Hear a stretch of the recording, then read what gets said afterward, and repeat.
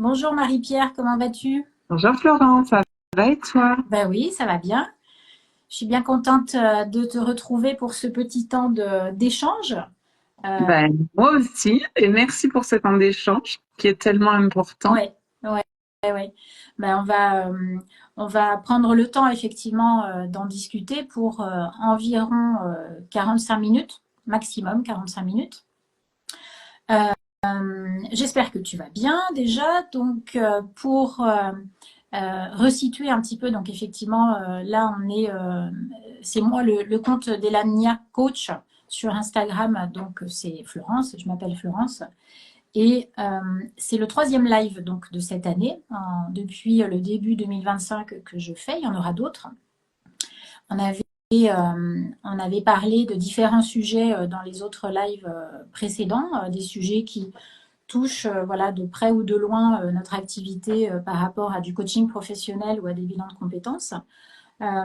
Et aujourd'hui, on a ce sujet donc très spécifique qui est le sujet de retravailler après un cancer. Et donc, je vais te laisser te présenter après, Marie-Pierre, mais juste dire peut-être qu'on se connaît toutes les deux parce qu'en fait, on travaille avec le même, en tant que partenaire pour le même organisme de formation et de bilan de compétences qui est AL Evolution. Et c'est comme ça qu'on s'est rencontrés parce que on a une activité assez similaire avec des spécialisations un petit peu différentes, mais c'est comme ça qu'on se connaît toutes les deux. Parce que donc effectivement, moi je suis consultante en bilan de compétences, je suis coach carrière et je suis formatrice.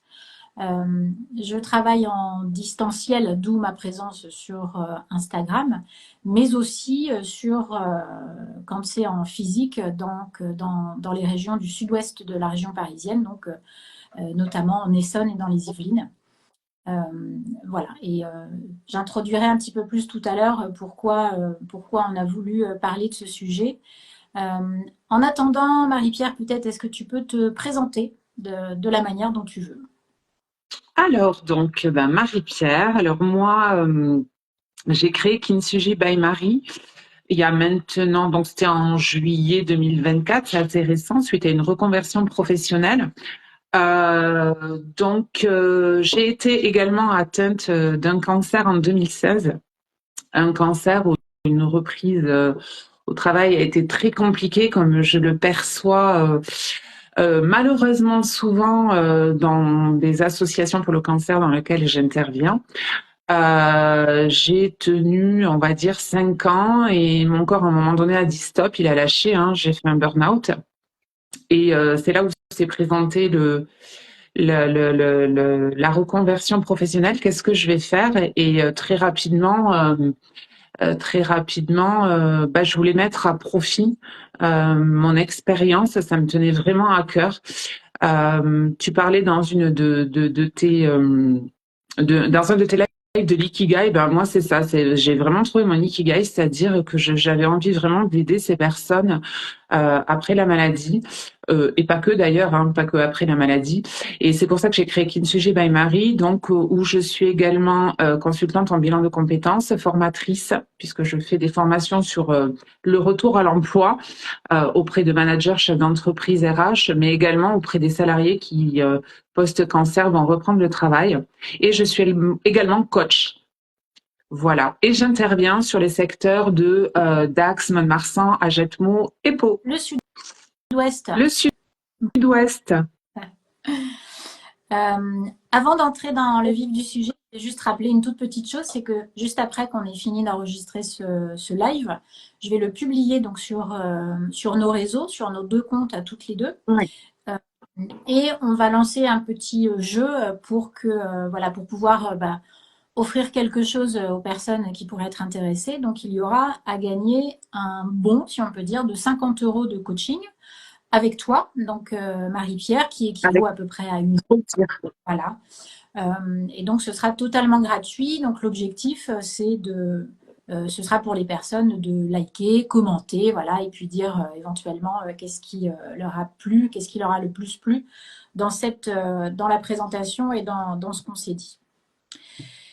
Donc effectivement, le sujet du jour, tu l'as dit un petit peu, que tu étais concerné par ce sujet-là, tu avais été concerné par ce sujet-là, retravailler après un cancer. Donc tout ce dont on va parler aujourd'hui, ça va tourner autour de la reprise du travail après un cancer. Euh, Exactement. Effectivement, quand on a commencé toutes les deux, quand on a commencé à préparer cette discussion, il y a quand même une évidence, c'est que c'est vrai il y a un vide autour de ça. Les personnes qui traversent ça se retrouvent assez seules avec ce sujet parce que après avoir été accompagnées par tout un corps médical, des hôpitaux, etc., des médecins, voilà, il y a quelque chose qui s'arrête ou en tout cas qui devient beaucoup moins présent. L'emploi du temps ne tourne plus autour des rendez-vous médicaux.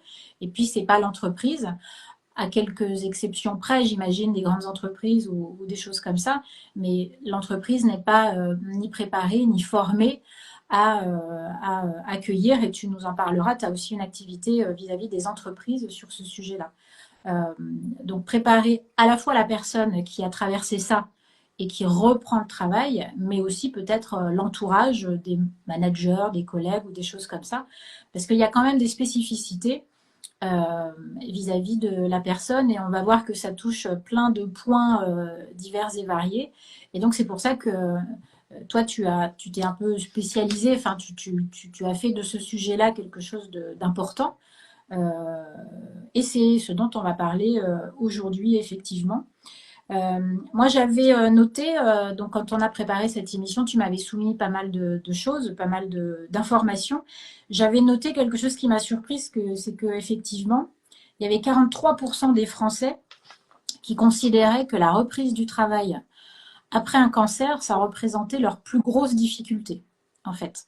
Donc c'est quasiment une personne sur deux. Donc c'est quand même assez important. Pour commencer, qu'est-ce qu'on peut dire avant la reprise du travail?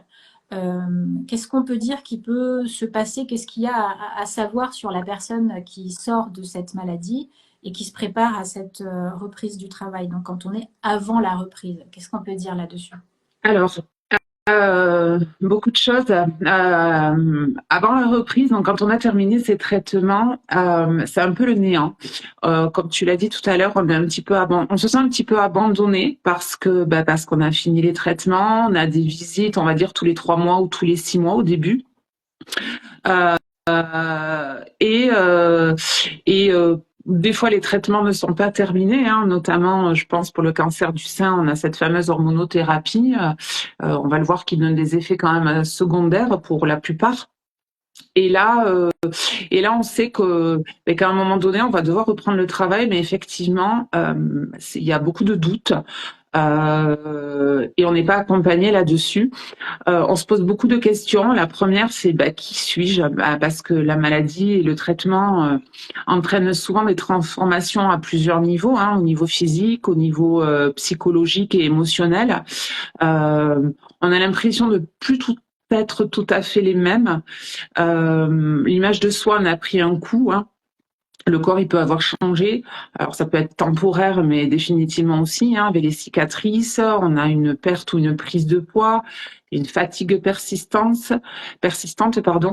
Et, euh, et franchement, l'acceptation de ces transformations, c'est un vrai défi psychologique à laquelle on n'est pas préparé.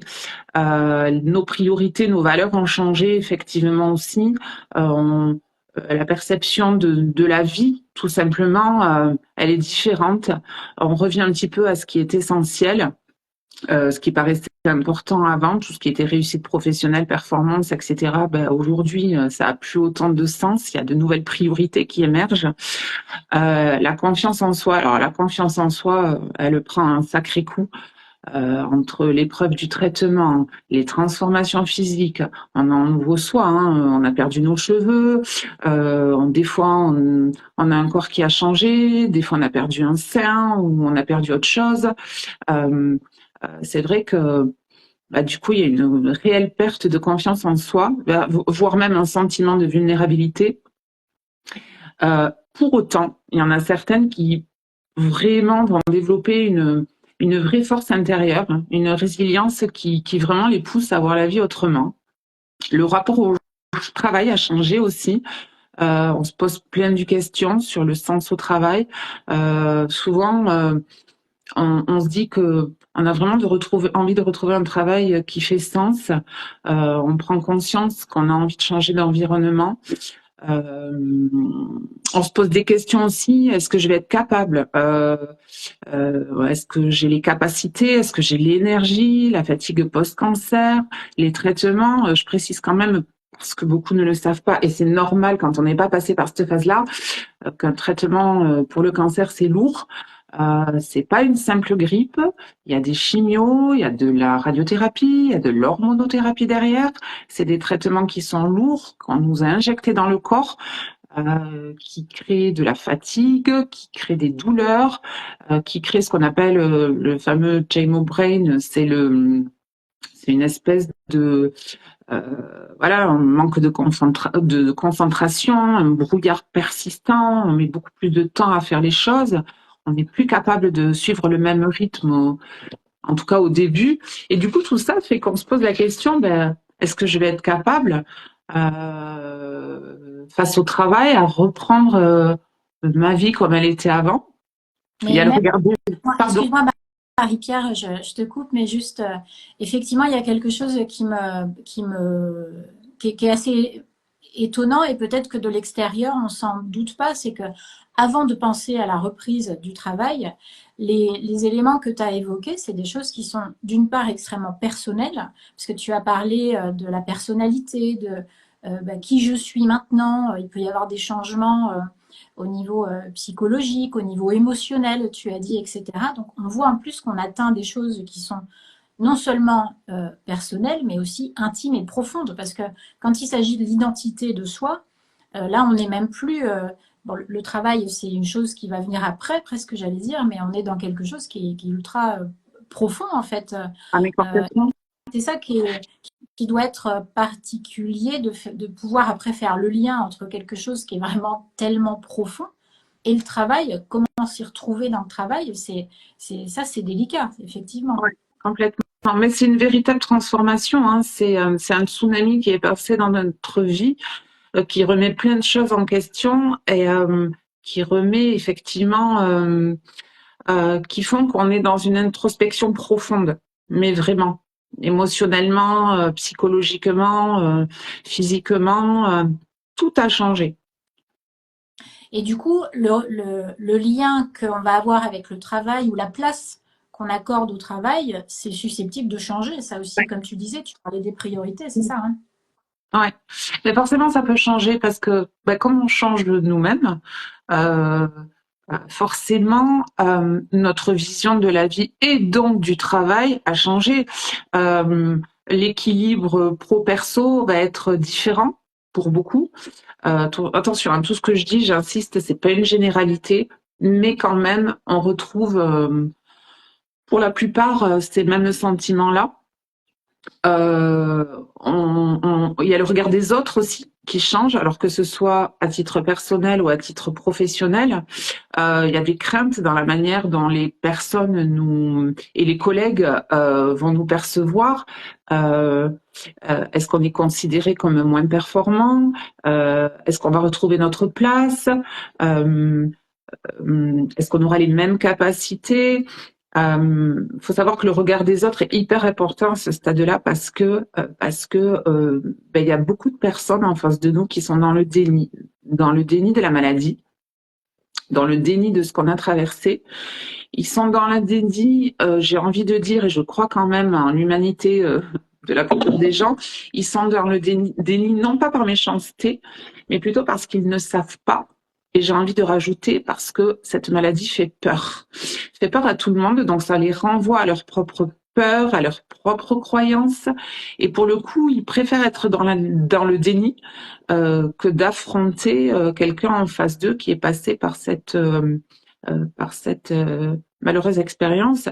Et pour le coup, quand vous revenez au travail, ou même vis-à-vis de vos proches, quand vous avez fini les traitements, ils ont envie de penser que ça y est, c'est fini, terminé, on passe à autre chose et vous revenez tel que vous étiez avant. Et ça, pour nous, c'est très très dur. Mais C'est très très dur de. il y a une sorte de il y a une sorte de stéréotype là, je pense.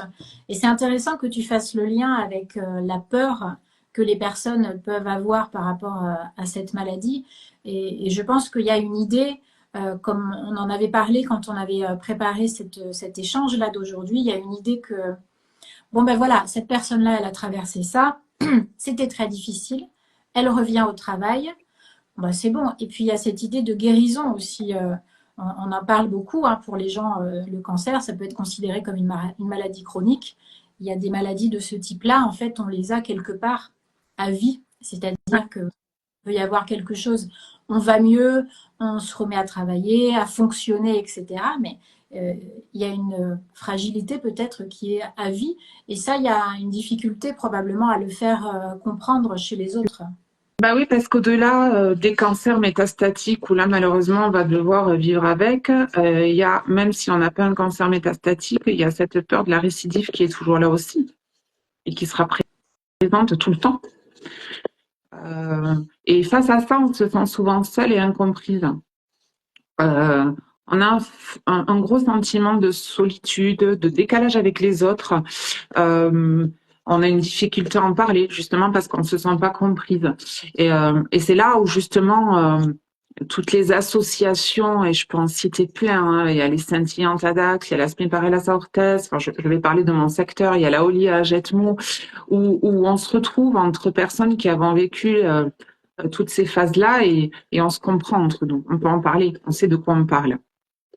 Ouais. Et du coup, il y a aussi, j'imagine, quand on arrive au travail et quand on reprend le travail, il y a aussi faire face à peut-être toutes ces petites maladresses ou tous ces petits mots qui sont dits et qui parce que j'imagine qu'il doit y avoir une sensibilité qui est aussi un peu exacerbée par Ah rapport oui, ouais.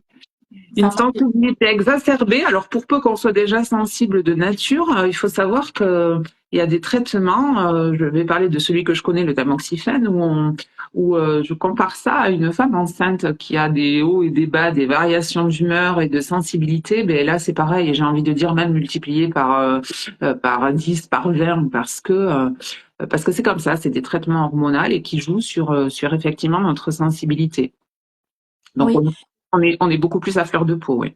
oui, et puis j'imagine le fait d'avoir fait face à cette maladie particulièrement grave, d'avoir fait face à tous ces traitements, etc. Il y a aussi une sensibilité, une fragilité aussi peut-être qu'on peut dire, et qui va peut-être s'exprimer plus dans le monde du travail, plus qu'avant. J'imagine qu'il y a des gens qui, voilà, ce trait de caractère chez eux, ça peut être quelque chose qui a enfin, j'ai des exemples autour de moi où il y a cette sensibilité qui est comment dire, qui est apparue comme une boîte de Pandore. Là, c'était pas le cas avant la maladie, et puis maintenant, il y a cette sensibilité qui est là, et il faut composer avec. Ouais, c'est ça. Il faut composer avec, il faut composer avec nous déjà par rapport à ça, la comprendre, la recevoir, et il faut composer aussi avec les personnes avec qui on travaille, avec qui on fait face, qui eux, pareil, sont dans l'incompréhension, ne comprennent pas. Euh, c'est là où il faut instaurer beaucoup de dialogue, si on peut, si on en est capable. C'est pas toujours simple. Expliquer, expliquer pourquoi on est comme ça, expliquer qu'on a changé, expliquer la vision qu'on a aujourd'hui, euh, demander de l'aide aussi, ne pas hésiter à être vulnérable et à dire moi aujourd'hui j'ai besoin de vous, j'ai besoin que vous soyez dans la compréhension, je vais pas pouvoir faire les choses de la même manière. Euh, c'est pour ça aussi que j'ai souhaité créer faire ces formations parce que le monde du travail n'est pas préparé à tout ça. Et puis c'est pas leur but. Hein. Vous revenez, vous travaillez, point barre. Hein. Et pourtant c'est hyper important.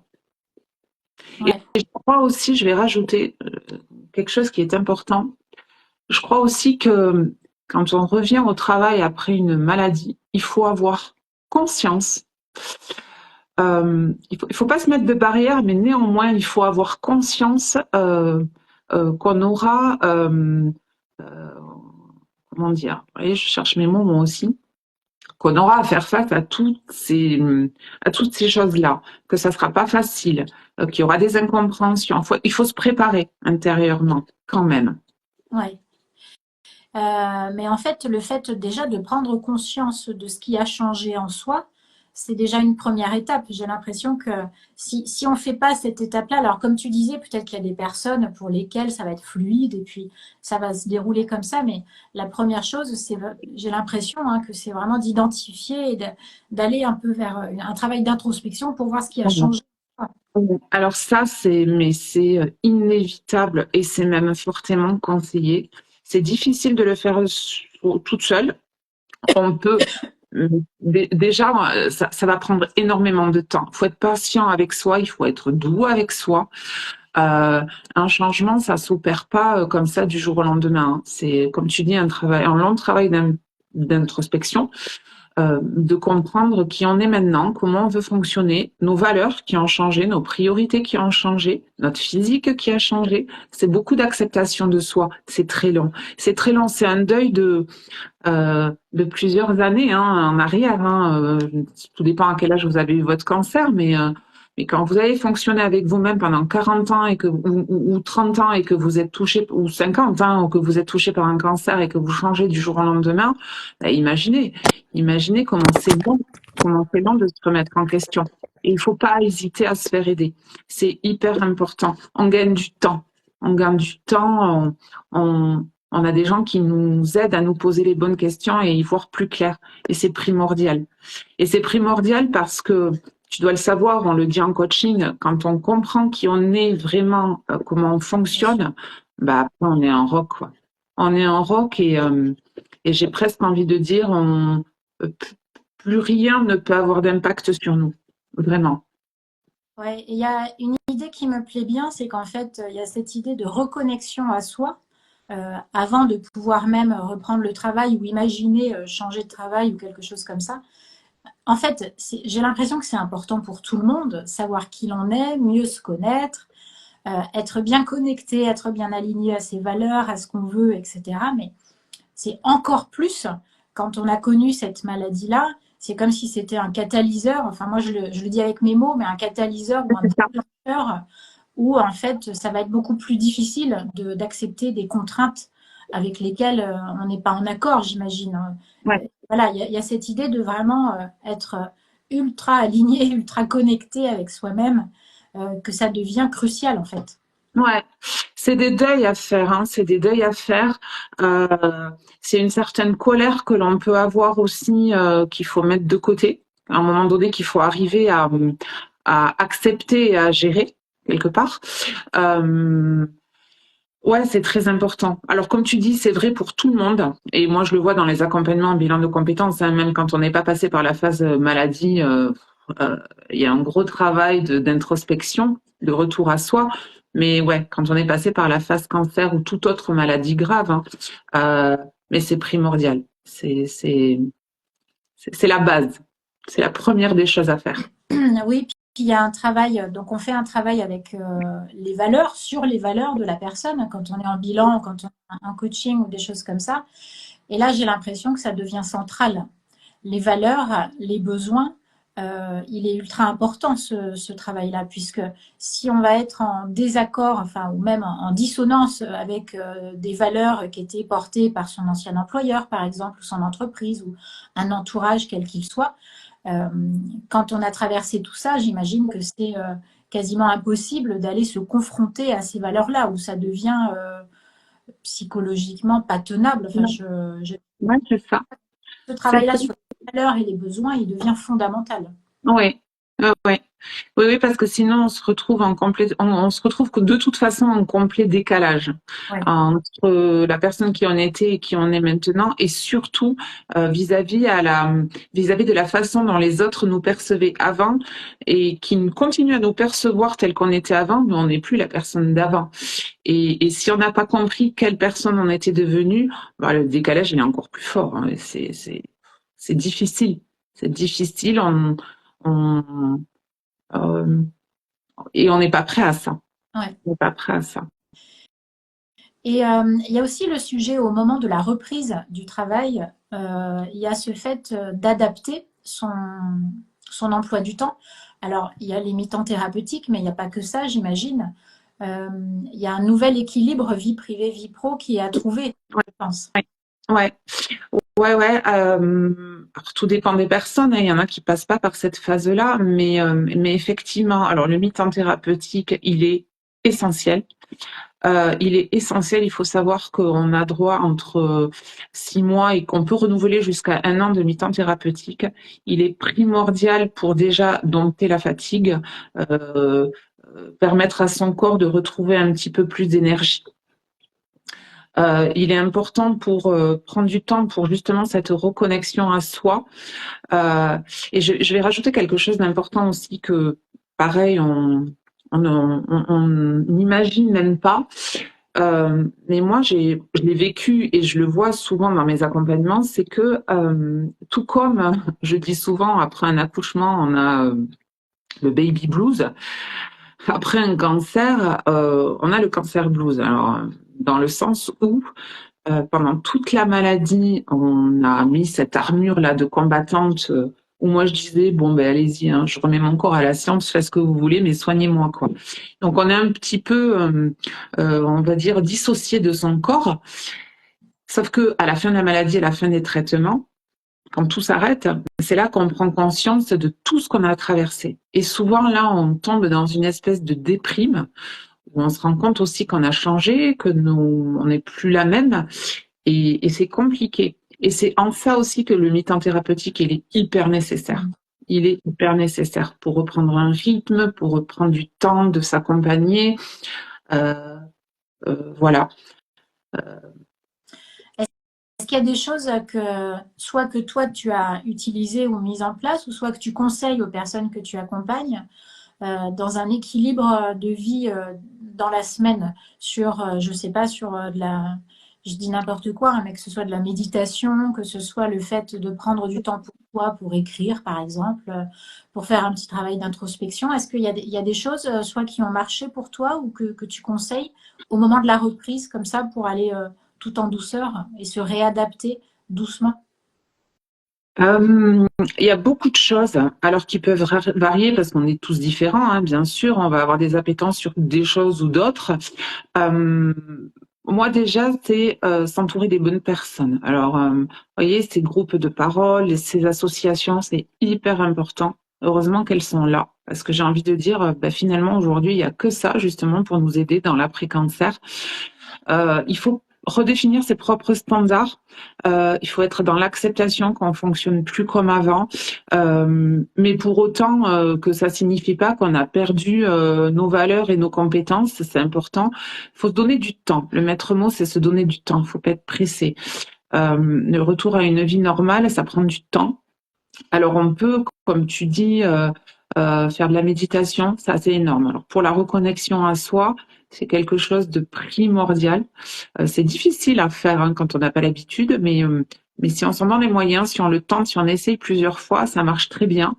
Se reconnecter à soi aussi, c'est ben, la nature, hein, marcher en nature, ça c'est génial. Ne pas hésiter à aller voir des coachs, des thérapeutes, parler, beaucoup parler, pas garder ça pour soi. Euh, et il y a une chose aussi qui est hyper importante, qui est très vraie pour nous, mais qui est vraie pour tout le monde, c'est à un moment donné savoir se repositionner, savoir dire non, savoir poser ses limites. Aujourd'hui, ça, je ne peux plus. Aujourd'hui, ça, je ne le comprends plus. Aujourd'hui, ça, je suis plus en accord avec. Parce que maintenant, moi, je suis comme ça. Et il faut le dire. Il faut le dire, il faut l'exprimer. Euh, il faut le faire. Parce que si à un moment donné, mais pour ça, il faut savoir qui on est, hein, bien sûr, et ce qu'on veut maintenant. Parce que si on ne pose plus ses limites, ben, on nous traitera, enfin, on nous traitera. On agira avec nous comme celle qu'on était avant. Et ce qu'on acceptait avant, c'est plus ce qu'on accepte aujourd'hui. Et il faut le verbaliser. C'est important. Ouais, et c'est justement des choses qu'on peut aider à faire, ça, hein, les professionnels de l'accompagnement. Moi, j'ai pas mal de personnes, que ce soit dans ce cas-là ou dans d'autres, effectivement, qu'on peut aider à formuler des choses pour communiquer des choses auprès de son entourage professionnel, des managers, des collègues, etc. Voilà. Il y a telle chose que j'ai besoin d'exprimer, j'ai besoin de poser une limite là, mais ce sont des besoins qui sont hyper intimes, hyper ouais, ça relève de l'intime, donc c'est difficile aussi de se livrer dans un contexte pro il y a une espèce de confrontation. Donc, c'est des choses qu'on peut aider à faire, ça. Et alors, tu dis le bon mot, une espèce de confrontation. Ce qui est important aussi dans la reconnexion à soi, c'est de, quand je dis dompter cette colère, c'est que effectivement, le plus important, c'est de poser ses limites sans être dans la colère. Ça, c'est très difficile, Ouais. mais pourtant, c'est très important. Parce que si vous posez vos limites dans un excès de colère, dans la confrontation, forcément, qu'est-ce que vous allez trouver en face? De la colère, de la confrontation, de l'incompréhension.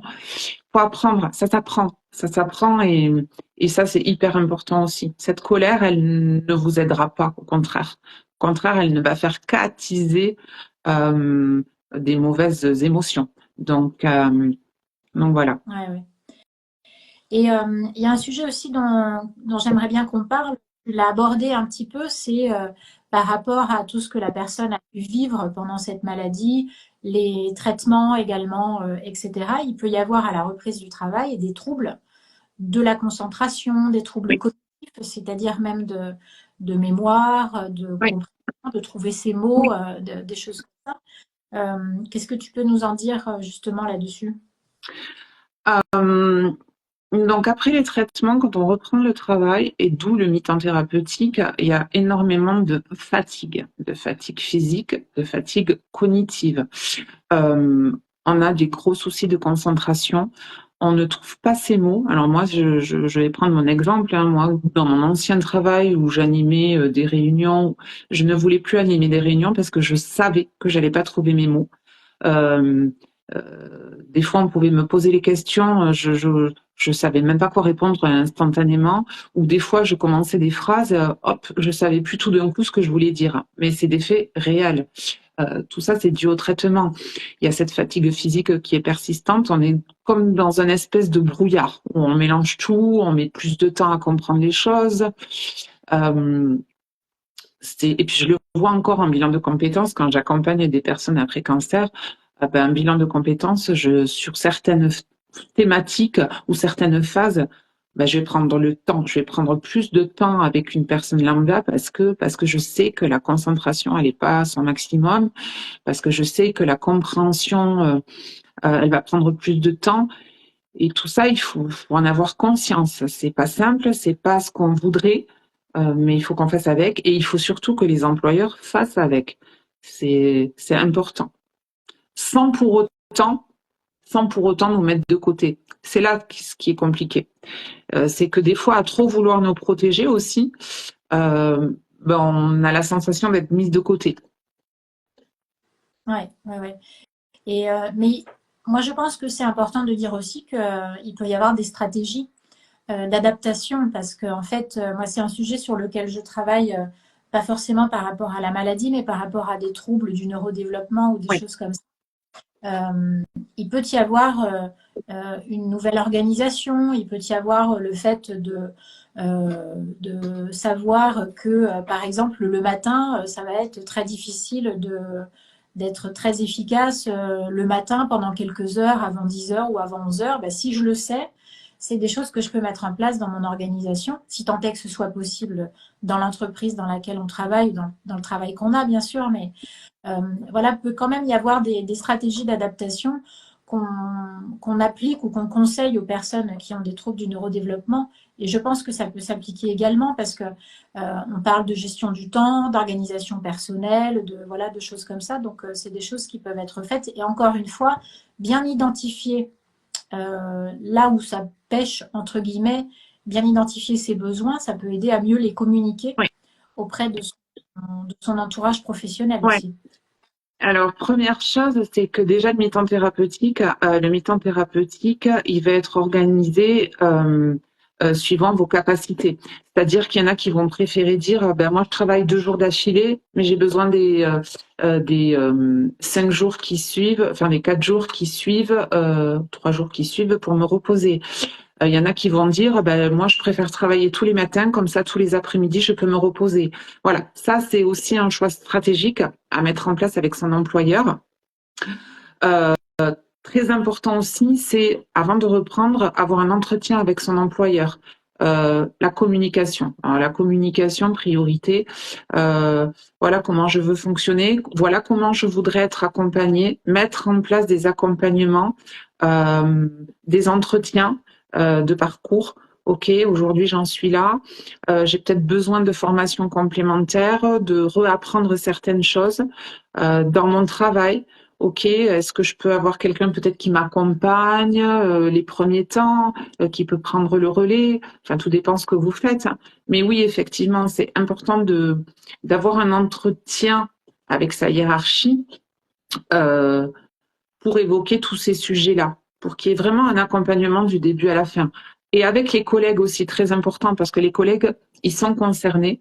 Quand on a des collègues, faut pas qu'ils se sentent mis à l'écart, il faut pas qu'ils se sentent aussi avoir une surcharge de travail, entre guillemets, pour vous soulager. Il y en a qui peuvent le vivre mal et ça peut créer des tensions.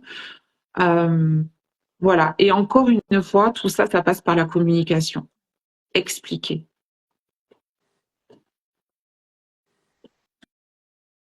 Il y a aussi une chose à laquelle je pense quand on parlait tout à l'heure d'identifier ses valeurs, ses besoins, etc. C'est là aussi, il va y avoir une importance cruciale donnée au fait de se reconnecter à des choses qui font bien, qui nous font du bien. Tu parlais de l'entourage tout à l'heure, mais ça peut être de reprendre une activité manuelle, une activité créative, faire de la musique. Tu parlais de démarches dans la nature. Là, ça devient quelque chose de quasiment vital qui va aider également à donner de l'énergie positive à la Oui. personne, être plus forte, entre guillemets, ou en tout cas avoir plus d'énergie face à la reprise du travail et face à un quotidien qui va redevenir un quotidien classique avec, du travail, des trajets pour aller au travail, etc. etc. Ça devient encore plus important que pour quiconque, j'imagine. Oui, oui, le sport très important. Le sport, ça redonne une bonne énergie, ça,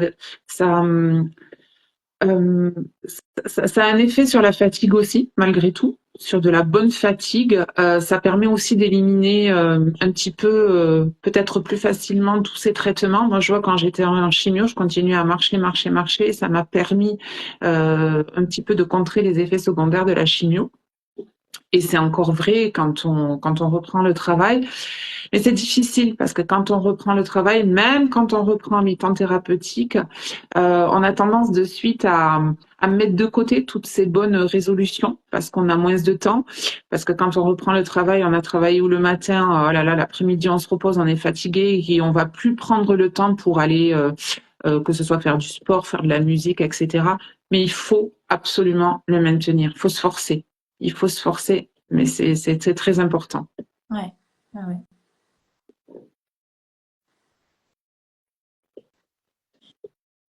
Il y a des choses, on arrive vers la fin de notre discussion. Moi, il y a quand même des choses effectivement que je trouve, euh, comment dire, très importantes dans les choses, dans les mots que tu as prononcés. C'est qu'il y a une histoire de deuil à faire. Euh, il peut s'agir d'une transformation. Donc, on est quand même dans des choses. J'avais commencé à le dire un petit peu au début, dans mon ressenti un petit peu, c'est que ce sont des choses qui sont extrêmement fortes, Ouais. qui sont extrêmement puissantes. Là, c'est de l'individualité, c'est la présence même de la personne sur Terre, j'allais dire, c'est notre existence. Donc, on est dans des choses extrêmement profondes. Je vais reprendre, j'avais beaucoup aimé ce qu'elle m'avait dit quand donc j'étais suivie par une psychologue à l'hôpital que je voyais après mes traitements. Et donc quand j'étais en souffrance, hein, parce que ça a été très compliqué à la fin des traitements, et qui m'avait dit, vous savez, un accouchement, ça se fait dans la douleur, mais à la fin, c'est pour une très belle chose. Elle me dit, mais là, c'est pareil. Votre cancer, c'est la douleur, mais c'est et vous souffrez beaucoup, mais c'est pour accoucher vraiment de la personne que vous êtes après. Vous allez voir, ça va être encore plus beau, parce que vous allez vraiment toucher à la vérité de qui vous êtes. Et j'avais trouvé ces mots très, très beaux et très, très vrais. C'est-à-dire que, ouais, on souffre, on se pose beaucoup de questions, c'est une véritable introspection, on remet plein de choses en question, mais au final, derrière, on en retrouve une force euh, assez impressionnante parce qu'il faut se le dire, ça aussi il faut le dire, c'est important. Quand on se sent pas capable, quand on a des doutes, quand on perd confiance en soi, moi j'ai envie de leur dire, et oh oh, vous savez par où vous êtes passé? Vous êtes passé par un cancer. Vous avez vu toute la lutte que vous avez menée, vous avez vu le combat que vous avez mené, vous n'êtes pas forte. Mais alors n'importe qui, moi je défie n'importe qui de passer par cette phase-là et qu'on lui dise qu'elle n'est pas forte. Je Mhm. pense qu'on est plus forte que la moyenne des personnes. Quand on passe par une maladie, quand on passe par des expériences de vie telles que celle-là, ben ouais, on est forte. Et ça, il faut le retenir, malgré, Ouais. malgré ce qu'on peut nous laisser croire.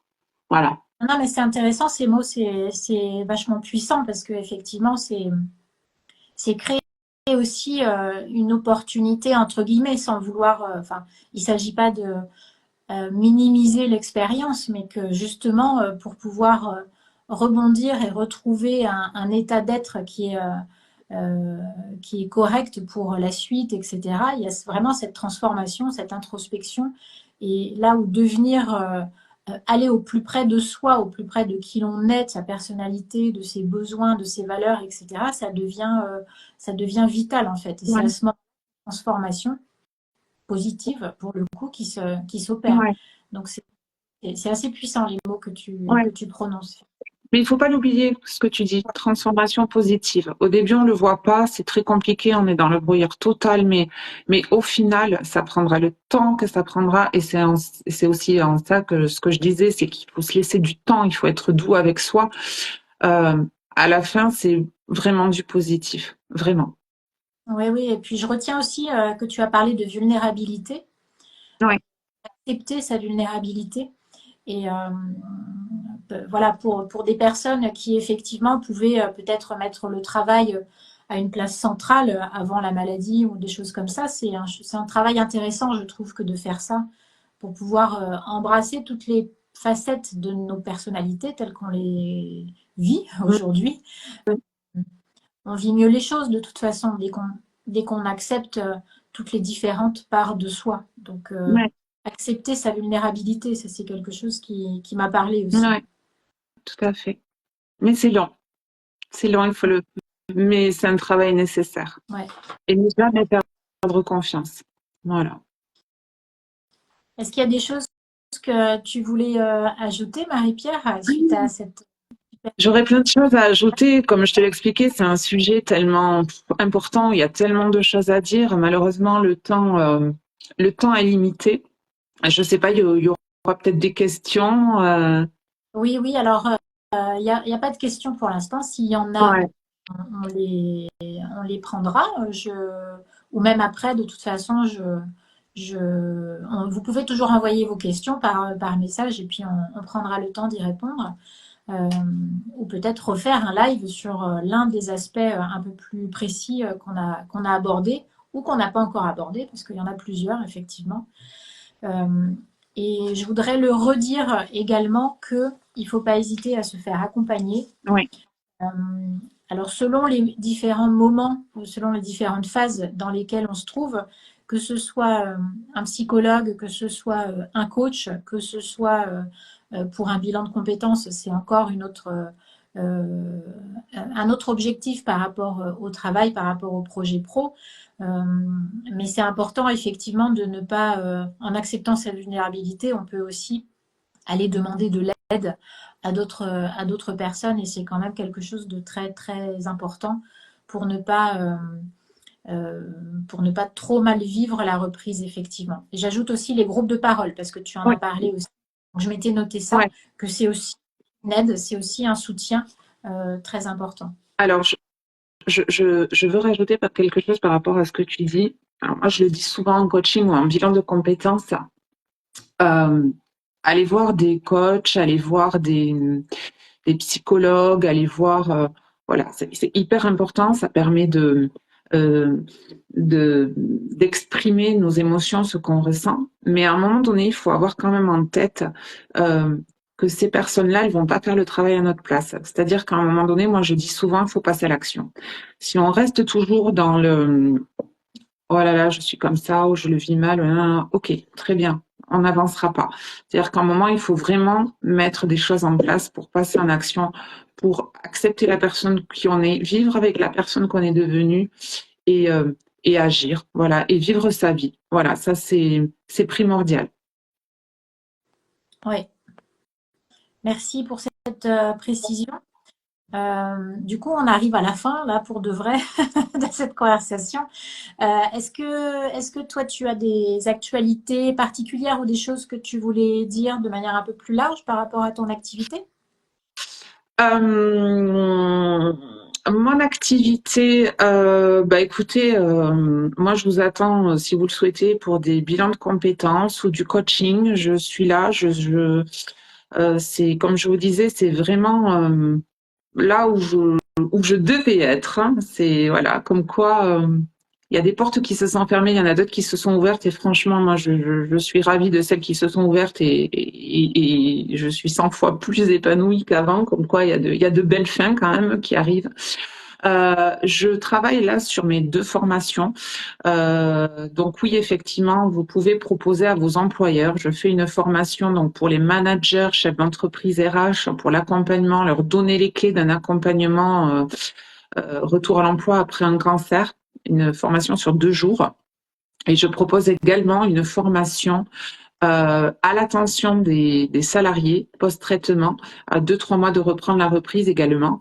Une formation qui se passe sur 2 jours, où là, justement, je vais les préparer au retour à l'emploi. Alors, on va beaucoup travailler la confiance en soi, l'estime de soi, tout ce qui est cadre juridique, de leurs droits.